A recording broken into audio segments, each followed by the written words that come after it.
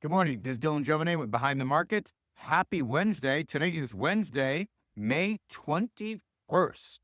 Today I want to talk about Nvidia. And there's a lot of stuff going on that we've watched. A lot of folks have asked me what I think of Nvidia. Do I think Nvidia is a buy up here? And I'll tell you something. Nvidia has bounced back very nicely since we reversed this misguided tariff policy, this Liberation Day policies, these extreme tariff policies. I'm not saying that we shouldn't reshore manufacturing to some degree, but I am saying we shouldn't be reshoring Nike sneakers. We should be reshoring things that are critical to national security, like drugs, car manufacturing that manufactures heavy things like cars. Because if we go to war again, we'll need to make tanks. We'll need to reshore submarine manufacturing, things of this nature. So I'm a big fan of reshoring critical things to national security, but I am not a fan of reshoring cheap t-shirts and sneakers. Anyway, the point that I'm trying to make is this. A lot of folks have asked me what I think of Nvidia up here at $135 a share, which is really close to its all-time high of 150. Now we have a market cap of $3.3 trillion.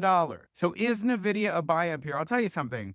Right now, the stock is trading close to where it was trading 6 months ago when everything was great before you had tariff risk, before they came out and said they're going to lose $15 billion in lost sales to China. So the stock is really trading where it was when everything was great. So I'm not sure Nvidia is really a buy up here. What I can say is this. I do like the direction the Trump administration is taking with trade on Nvidia now. So if you look at what the Biden administration did and the Trump administration was doing for the past couple of years, what they started to do is they started to actually come up with a list of countries and use these AI chips as leverage. They were going to just hand them out or trade with them based on the specific countries. If they were level 1 allies, level 2 allies, so on and so forth, you'd get a certain amount of chips a year. But Nvidia and the tech industry, really the semiconductor industry, AI industry in general, really said, no, you can't do it that way.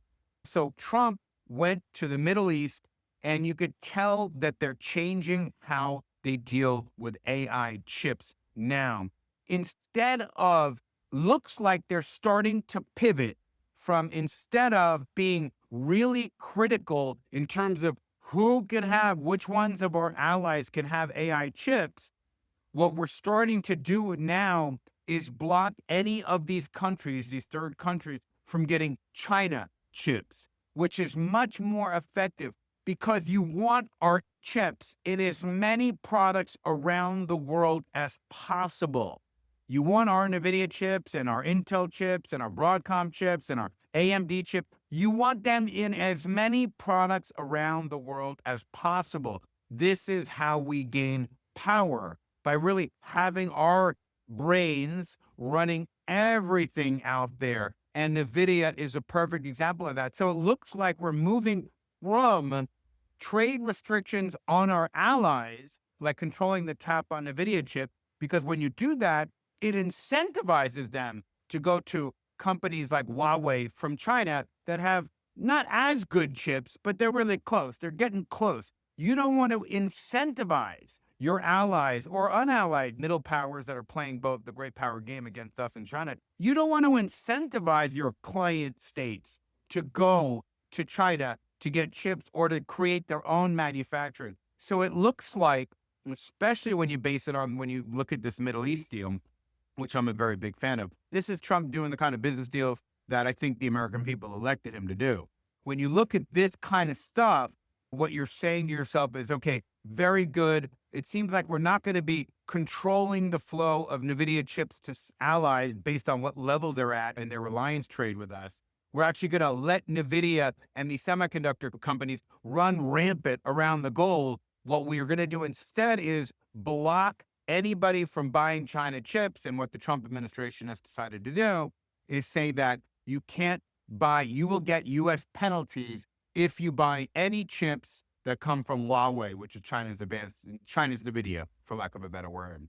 The clouds over Nvidia have receded, but again, we're in a situation here where they might have receded, but there are still clouds over. A big chunk of their business just got blown right out.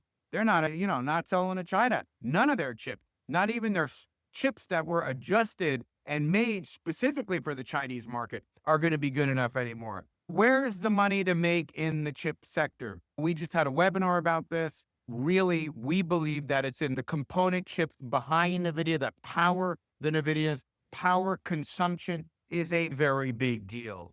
The more power you could help save as these chips are making processing things and these servers are processing things, the more power that your chips help save from that, the less hot they get, the less energy they consume, the cheaper they are. So there are power chips like the one we talked about in our webinar that are really driving this, that are super cheap values. The one we talked about in particular was trading at about $4 a share, has about $3 a share in cash, is buying back stock and all these other wonderful things, has already had 2 takeover offers. So anyway, that's my answer to the NVIDIA question that I've been getting from everybody. I hope you have a wonderful Wednesday. See you tomorrow.